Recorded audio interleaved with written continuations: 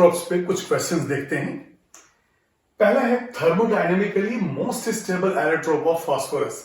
अब जैसे देखिए कार्बन के केस में होता है कि थर्मोडायनेमिकली मोस्ट स्टेबल कौन सा है, तो वहां पे हम लेते हैं ग्राफाइट, जिसका हीट ऑफ फॉर्मेशन हम कंसीडर करते हैं 0। वैसे ही फास्फोरस के केस में जो ब्लैक फास्फोरस है वो थर्मोडायनेमिकली मोस्ट स्टेबल कंसीडर होता है। तो आंसर हो गया B. Which of the following has maximum number of allotropes? आपने देखा होगा कि व्हाइट फास्फोरस में हमने लिस्ट बनाया है। व्हाइट जो एयर के कांटेक्ट में होते ही येलो हो जाता है, तो white, yellow, black, scarlet, red, ऐसे ढेर सारे जो एलोट्रोप्स इन पूरे एलिमेंट्स के बीच में वो किसके हैं? फास्फोरस के। तो ये जो है फास्फोरस हो गया maximum number of allotropes. Which cannot exhibit allotropy. आपने देखा है कि नाइट्रोजन सॉलिड स्टेट में एग्जिबिट करता है। फास्फोरस, आर्सेनिक, एंटीमनी सबके एलोट्रोप्स हैं, बिस्मथ का एलोट्रोप नहीं है। तो यहां जो एग्जिबिट नहीं करेगा वो है आंसर बिस्मथ। फिर है the shape and bond angle of white phosphorus molecule is. जो व्हाइट फास्फोरस है P4, उसमें बॉन्ड एंगल है 60 डिग्री, थीटा 60 डिग्री। और not only phosphorus, white phosphorus P4, AS4, AS4 जो हो गया, SB4 हो गया, सब में जो है 60 डिग्री थीटा का वैल्यू है।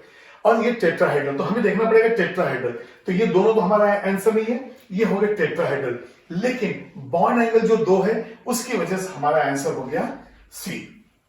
अब यहां पे देखिए मेटोलाइट, ये आपको याद आया, हम लोग ने इस तरह से जो है ड्रॉ किया है। ये देखिए यहां पे ये थीटा जो था ये 60 डिग्री था, ये फास्फोरस फास्फोरस फास्फोरस, और ऐसे ही आर्सेनिक और एंटीमनी के केस में था। इसके बाद देखिए ए मेटलाइट ऑफ नाइट्रोजन।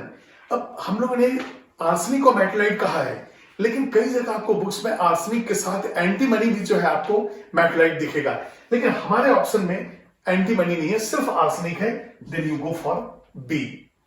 उसी तरह से एटॉमिसिटी ऑफ व्हाइट फास्फोरस, ये देखिए व्हाइट फास्फोरस है, एक सिंगल मॉलिक्यूल में कितने एटम्स है? 4। तो यहां पे एटॉमिसिटी हो गया 4। नोट कीजिए इसको। 7th क्वेश्चन देखिए, नाइट्रोजन शोज एलोट्रोपी इन। जैसा मैंने आपको बताया कि गैसीय स्टेट के अंदर एलोट्रोपी नहीं है नाइट्रोजन की। जब नाइट्रोजन को हम सॉलिडिफाई करते हैं तब वहां पे 2 तरह का मिलता है, अल्फा एंड बीटा नाइट्रोजन। इसका मतलब हमारा आंसर हो गया सॉलिड स्टेट के लिए बी। अब आइए क्वेश्चन नंबर 8 पे, the element having the highest boiling point. अब आपको मालूम है कि नाइट्रोजन कैसा है? गैस। और जैसे से हम टॉप टू बॉटम आ रहे हैं, हम मेटल की ओर जा रहे हैं, नॉन मेटल से मेटल की ओर, और बिस्मथ मेटल है, और इसका जो है बॉइलिंग पॉइंट या मेल्टिंग पॉइंट दोनों ही हाईएस्ट है। तो यहां पे क्वेश्चन रिलेटेड है बॉइलिंग पॉइंट से, तो भी आपका आंसर जो है बिस्मथ ही है। लोएस्ट किसके लिए है? नाइट्रोजन के लिए, क्योंकि वो गैस है। Red phosphorus is less soluble and less volatile than white phosphorus because its structure is। अब white phosphorus जो है वो P4 है, इंडिविजुअल मॉलिक्यूल है, और जो रेड फास्फोरस है वो पॉलीमेरिक स्ट्रक्चर है। अब याद कीजिए टेट्राहेड्रल ढेर सारे जो हैं P4 ज्वाइन हो गए, वो हो गया रेड फास्फोरस। तो यहां पे less soluble and less volatile की बात हो रही है। तो जब शीट टाइप, जब ये ढेर सारे पॉलीमेरिक फॉर्म में होगा, तो इसको वोलेटाइल करने के लिए इंडिविजुअली मॉलिक्यूल को ब्रेक करना पड़ेगा, जिसके लिए बहुत ज्यादा एनर्जी चाहिए, तो वोलेटिलिटी भी इसकी लेस हो जाएगी। तो आपका आंसर जो है ये रेड फास्फोरस का कौन सा हो गया? पॉलीमराइज्ड चेन। और कैसे पॉलीमराइज्ड चेन है? टेट्राहेड्रल, ये यूनिट पॉलीमराइज होता है। फिर 10th question, which of the following forms ionic compound. अब ये देखिए मेटल इसके अंदर कौन सा है? बिस्मथ है, और मेटल्स जो है वो आयनिक कंपाउंड बनाएंगे। फास्फोरस, आर्सेनिक, नाइट्रोजन, ये सब कैसे बनाते हैं? कोवैलेंट। तो बिस्मथ जो है लार्जर इन साइज, आईपी कम, तो फजान रूल हम अप्लाई करते हैं, जहां हमें मालूम होता है कि यदि positive ion larger in size है, एटम लार्जर इन साइज है, आईपी कम है, तो इजिली वहां से आयनिक बॉन्ड बनता है। और भी कंडीशंस हैं, लेकिन यहां मेटल से रिलेटेड जो है low IP and larger size, वो बिस्मथ के लिए सुटेबल है। तो which of the following forms ionic, ये हो गया बिस्मथ। अब आइए, which property of white phosphorus is common to red. मतलब ऐसा कौन सा प्रॉपर्टी जो व्हाइट फास्फोरस के लिए भी हम कह दें और रेड फास्फोरस के लिए भी कह दें। यदि कोई ऐसी प्रॉपर्टी जो एक के लिए है दूसरे के लिए एप्लीकेबल नहीं है, तो हमें यह देखना है कि वो कौन सा है जो कॉमन है दोनों के लिए लेकिन अलग अलग नहीं है। तो पहला देखते हैं, इट शोज कैम्यूलोमिनेसेंस। ये देखिए कैम्यूलोमिनेसेंस का मतलब क्या हो गया, जहां कोल्ड फायर हमने कहा है, फास्फोरेसेंस कहा है। जब व्हाइट फास्फोरस को एयर में एक्सपोज करते हैं तो स्लोली ऑक्सीडाइज होता है और वो उस ऑक्सीडेशन में जो ग्लो, जो चमक हमें नजर आती है उसको कहते हैं हम कोल्ड फायर या कैम्यूलोमिनेसेंस। तो ये जो है सिर्फ व्हाइट फास्फोरस से है, रेड से नहीं है, तो ये तो कॉमन नहीं हुआ, तो ये हमारा जो है ये कॉमन नहीं है। It is soluble in CH2। अब ये देखिए व्हाइट फास्फोरस तो सॉल्युबल है लेकिन रेड फास्फोरस सॉल्युबल नहीं है, इसलिए ये भी कॉमन नहीं है। It reacts with hot caustic soda solution to give phosphine. सिर्फ व्हाइट फास्फोरस जो है वो कंसंट्रेटेड NaOH में डिसॉल्व होता है और pH3 देता है। व्हाइट फास्फोरस देगा, रेड फास्फोरस नहीं देगा, तो ये भी जो है कॉमन नहीं हुआ। तो अब इसका रिएक्शन देख लेते हैं। यहां पे देखिए सबसे पहले तो NaOH ले लिए हम, कंसंट्रेटेड है, यहां पे वाटर भी इन्वॉल्व होता है और ये हो गया P4। प्रोडक्ट है Na(H2PO2), ये देखिए यहां पे, और यहां पे फास्फोरस जो है ये ऑक्सीडेशन स्टेट हो जाता है plus pH3, Na(H2PO2) plus pH3। तो यहां पे सोडियम डाइहाइड्रोजन फॉस्फाइड है। अब यहां पे देखिए फास्फोरस 1 हो गया, +1 × 2 2 1 3, तो ये 1 2 3 1 4 और ये हो गया -2 × 2, इस तरह से बैलेंस हो गया जो चार्जेस हैं। इसका pH3 हो गया। अब हम देखते हैं कि यहाँ पे फास्फोरस जो है P4 है, तो इसको यदि हम 3 टाइम्स कर दें ये हो जाएगा 3 NaOH और यहां टोटल 6 and 3 9 हाइड्रोजन। अब देखते हैं हम लोग 3 Na बैलेंस है, 3 और 3 6 ऑक्सीजन है, तो 3 2 6 वो भी बैलेंस है। हाइड्रोजन 6 and 3 9, 3 2 6 and 3 9 3 ऑक्सीजन और यहां से 3 टोटल 6, ये बैलेंस हो गया। तो इस तरह से ये जो pH3 फॉस्फीन गैस है सिर्फ व्हाइट फास्फोरस से मिलता है, रेड फास्फोरस NaOH के साथ रिएक्ट नहीं करता है। तो इसको हम बॉइल करते हैं, तो यहाँ पे हीटिंग भी मैं डाल दे रहा हूं, ये कंसंट्रेटेड है। तो it reacts with hot and caustic soda solution to give phosphine. तो ये भी जो है कॉमन पॉइंट नहीं है क्योंकि एक pH3 दे रहा है, दूसरा नहीं दे रहा है। It Burns when heated in air. अब चाहे वो रेड फास्फोरस हो चाहे व्हाइट फास्फोरस हो, बर्न तो होना है। तो ये देखिए P4 + O2, यहां से देखिए P2O3 या P4O6 मिलेगा। मैं बैलेंस नहीं कर रहा हूं क्योंकि डायमर भी मैंने ले लिया है। या फिर इसको आप ऐसा कर दें तो ये 4 और ये हो जाएगा 3। तो या तो P2O3 फास्फोरस ट्राईऑक्साइड बनेगा, यदि ज्यादा क्वांटिटी ऑक्सीजन का मिल गया तो P2O5 या P4O10 बनेगा। तो ये देखिए P4 + 5O2 ये 2 टाइम्स P2O5, या फिर हम लिखते हैं P4O10। तो रेड और व्हाइट फास्फोरस के लिए जो कॉमन पॉइंट है वो कौन सा है, इट बर्न्स। तो विच प्रॉपर्टी इज कॉमन, ये हो गया आपका D। नेक्स्ट क्वेश्चन देखिए, which is oxidized in air. देखिए हाइड्रोजन जो है बर्न होगा तभी उसका ऑक्सीडेशन होगा। व्हाइट फास्फोरस, जैसे कि मैंने आपको बताया कि व्हाइट फास्फोरस तो एयर के कांटेक्ट में जो है यदि डार्क है तो यहां पे ब्राइट जो है लाइट दिखेगा, और यहां यदि इसको हम बर्न करेंगे तो P4O10 या फिर P4O6 ये बनेगा। तो एयर के अंदर डायरेक्ट जो है व्हाइट फास्फोरस का रिएक्शन होगा, SO2 जो है वो ऑक्सीडाइज होगा नहीं, उसके लिए कैटलिस्ट चाहिए ऑक्सीजन का सप्लाई, बर्निंग, हीट टेम्परेचर ज्यादा चाहिए, CH4 भी बर्निंग चाहिए हमें। तो आंसर हो गया आपका B। 13 देखते हैं, विच of the following is a monoatomic state. अब एटॉमिसिटी देखते हैं हम लोग, जब हम नाइट्रोजन लेते हैं तो डाइएटॉमिक, बिस्मथ लेते हैं तो मोनोएटॉमिक और बाकी सब टेट्राएटॉमिक। तो यहां मोनोएटॉमिक पूछा गया तो आपका आंसर हो गया bismuth. 14th question, the correct statement is, first one, low reactivity of red phosphorus is due to polymeric structure। बिल्कुल ठीक है, व्हाइट फास्फोरस मोर रिएक्टिव है क्योंकि वो इंडिविजुअल मॉलिक्यूल है P4 का, और रेड फास्फोरस लो रिएक्टिविटी क्योंकि पॉलीमेरिक स्ट्रक्चर। तो ये भी सही स्टेटमेंट है। जब all the above and none of the above दिया हो तो हमें सारे स्टेटमेंट चेक करने हैं। तो पहला स्टेटमेंट करेक्ट है।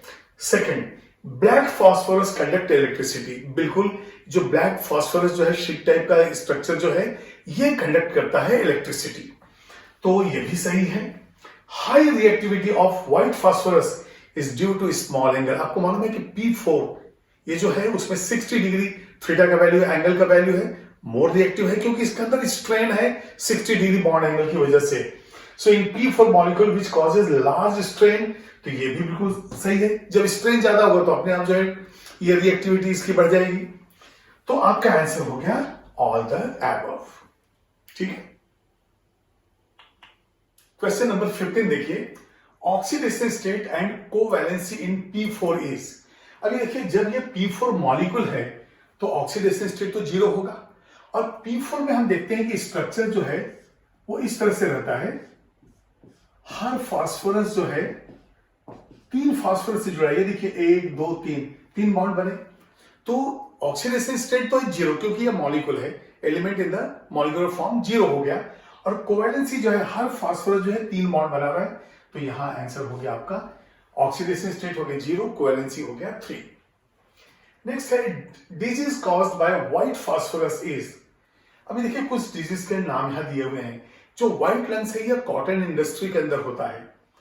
मिनीमाटा जो है ये मर्क्यूरी की वजह से होता है, और जो व्हाइट फास्फोरस है जिससे जॉ कैल्शियम जो है वहां पे असर होता है इसका, तो ये जो है फॉसिजा कहलाता है। व्हाइट फास्फोरस यदि कंटिन्यूस किसी के कांटेक्ट में है उस इंडस्ट्री में, तो ये चांसेस हैं फॉसिजा डिजीज होने के। 17 है विच of the following element can be involve in p pi d pi bond. देखिए p पाई d पाई का मतलब हो गया उस एलिमेंट में कम से कम d ऑर्बिटल तो चाहिए, तभी तो d पाई p पाई बॉन्ड बनेगा। अब जैसे मान लिया आपने फॉस्फेट आयन लिया तो वहां d पाई p पाई बनेगा, सल्फेट लिए वहां भी d पाई p पाई बनेगा, ClO4 2- लिए वहां पे d पाई p पाई, तो d ऑर्बिटल जरूरी है। अब हम देखते हैं ना तो कार्बन के अंदर ना नाइट्रोजन के अंदर d ऑर्बिटल है, तो ये तो d पाई p पाई बनाएंगे नहीं, लेकिन फास्फोरस के अंदर थर्ड ऑर्बिट बैलेंस सेल है, वहां पे s भी है, p भी है और d भी है, तो यहां पे d पाई p पाई बॉन्ड बनाएगा सिर्फ फास्फोरस। 18th क्वेश्चन देखिए, the percentage of p character in the orbital forming p pi bond in P4। यहां पे P4 में हाइब्रिडाइजेशन sp3 है। जब sp3 है तो नॉर्मल कंडीशन में हम क्या कहते हैं कि s 1 पार्ट है और फास्फोरस p जो है वो 3 पार्ट है फास्फोरस के अंदर, तो P4 मॉलिक्यूल के अंदर p कैरेक्टर जो है 75% होगा। जब केमिकल बॉन्डिंग इसका डिटेल देखेंगे तो हमें नजर आता है कि थीटा वैल्यू जो है sp3 होने के बाद जब चेंज होता है तो वहां पे p कैरेक्टर भी चेंज होता है। जैसे p कैरेक्टर जो है अमोनिया के अंदर भी है sp3, वाटर में भी sp3, CH4 में भी sp3, लेकिन तीनों में p कैरेक्टर अलग अलग होता है क्योंकि थीटा का फॉर्मूला हम देते हैं, theta is cos inverse -1/p। ये p कितने पार्ट है उसके अनुसार, तो ये डिटेल में केमिकल बॉन्डिंग आपको बताऊंगा। यहां पे यदि sp3 हाइब्रिडाइजेशन है तो 4 भाग जो ऑर्बिटल्स हैं उसमें 1 भाग s का है और p भाग p का है, इसका मतलब p का कैरेक्टर कितना हो गया 75। क्वेश्चन नंबर 19 देखिए, और ये जो 2 क्वेश्चंस मैंने दिए हैं वो मल्टीपल आंसर क्वेश्चंस हैं, मोर देन 1 करेक्ट आंसर है। तो व्हाइट फास्फोरस है, तो सबसे पहले देखते हैं कि व्हाइट फास्फोरस आखिर है क्या। डायग्राम पहले भी बना चुके हैं, यहां भी जरूरत है हमें। ये देखिए p इस तरह से करके है, तो सबसे पहले व्हाइट फास्फोरस है, पहला है 6pp सिंगल बॉन्ड्स। अब देखेंगे हम लोग काउंट करेंगे 1 2 3 4 5 6, तो ये तो करेक्ट है। अब ये मल्टीपल है, मोर देन 1 होगा। 4 लोन पेयर्स ऑफ इलेक्ट्रॉन, देखिए फास्फोरस के टोटल 5 वैलेंस इलेक्ट्रॉन है और 3 यहां पे बॉन्डिंग में इन्वॉल्व है, इसका मतलब हर फास्फोरस पे एक लोन पेयर होगा। यहां पे टोटल 4 जो है फास्फोरस है, इसलिए 4 लोन पेयर होगा, ये भी करेक्ट है। इसके बाद देखते हैं PP angle of 60 degree.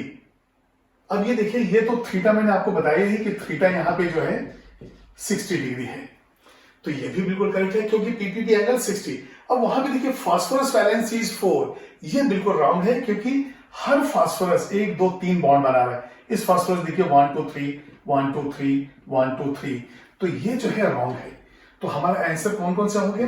A B and सी। तो इसका आंसर है ए बी एंड सी। अब question number 20, white phosphorus can be removed by. अब व्हाइट फास्फोरस के बाद हमने क्या सोचा है, देखा है कि जब ये एल्कली के साथ रिएक्ट करता है तो पीएच3 बनता है, लेकिन रेड फास्फोरस नहीं करता है। तो एक तो हमारे लिए एक चांस हो गया कि रेड फास्फोरस व्हाइट फास्फोरस को अलग करने के लिए हम एल्कलीज के साथ जाएंगे। तो हीटिंग विथ एल्कलीज एक ही आंसर है। यहां पे डिस्टिलेशन, स्टीम डिस्टिलेशन हेल्प नहीं करता है, यहां पे सब्लिमेशन करता है, क्योंकि P4 जो है वो सबलाइन हो जाएगा और ये जो रेड फास्फोरस है वो वैसे ही रह जाएगा। तो सब्लिमेशन एंड हीटिंग ये दो हमारे पास है, इसलिए जो है आंसर हो गया A and B. Next video में मैं oxidation states of different elements जो 5th ए ग्रुप के हैं उनका डिस्कशन करने वाला हूं।